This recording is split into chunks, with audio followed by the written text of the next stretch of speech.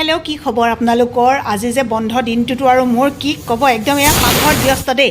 আজি যে দিনটোত কেইবাবাৰো ভাত বনালোঁ। হাই, আজি বহুত ৰ'দ দিছে। মই কাপোৰ ভৰাইছোঁ, এখিনি ধুলোঁ, পাহৰি থাকিলোঁ। কাৰেণ্টটো গুচি গ'লগৈ, এখিনি শুকুৱাই থৈ এতিয়ালৈকে থাকিলে। এতিয়া আকৌ এখিনি ভৰাই লৈ এখিনি মেলিবলগীয়া হৈ আছে। আৰু আপোনালোকে চাগে চিনি পাইছে, এয়া হৈছে বৈষ্ণৱ। ইমান ডাঙৰ হৈছে দেই আপোনালোকৰ আশীৰ্বাদত। এয়া হৈছে জোঁৱাই। দুইটাকেই জোঁৱায়ে খেলুৱাই আছে, ইটোৱে সিটোক এৰি নিদিয়ে, সিটোৱে সিটোক এৰি নিদিয়ে। সিহঁতি মানে খবৰ নিদিয়াকৈ আহিলে আকৌ, সেইকাৰণে আকৌ ভাত পাতিব লগা হ'ল। কেনেকৈনো বাৰু ভাতকেইটা নোখোৱাকৈ পঠিয়াব। আৰু এইফালে দেখিছে মুনুহঁতৰ ৰুমৰ অৱস্থা কি কৰিলে। চেংনাঙে যে কোনোবা আহিলে এইখিনি বস্তু উলিয়াই, আৰু তাতে আৰু ককায়েক আহিছে, ক'ত নুলিয়াব, মুঠতে গোটেই বস্তু উলিয়াই ইফালৰ পৰা সিফালে ছিটিয়াই মেলি খেলি কি কৰিছে নহয়। আৰু এই সৰু মাছখিনি ৰাতিপুৱা লৈছিলোঁ, অলপমান এনেকৈ ফ্ৰাই কৰিলোঁ। খৰিচা দি পেলাই অলপমান ৰান্ধিলে বৰ ভাল লাগে নহয়। খৰিচা আৰু জলকীয়া দি পেলাই অলপ এনেকৈ ভাজিলোঁ।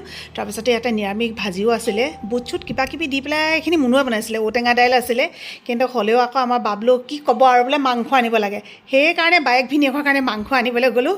আনি মেলি ৰান্ধোতে এইপৰ হৈছেগৈ আৰু এতিয়ালৈকে ভাত খাবলৈকে সময় পোৱা নাই। জোঁৱাইক আগে দি দিছোঁ, তেতিয়া জোঁৱায়ে অকণমানিটো ধৰি দিব পাৰিলে আমি গোটেইখনে একেলগতে খাব পাৰিম। আজিলৈ আহিছোঁ দেই, বাই বাই, সকলো ভালে থাকক।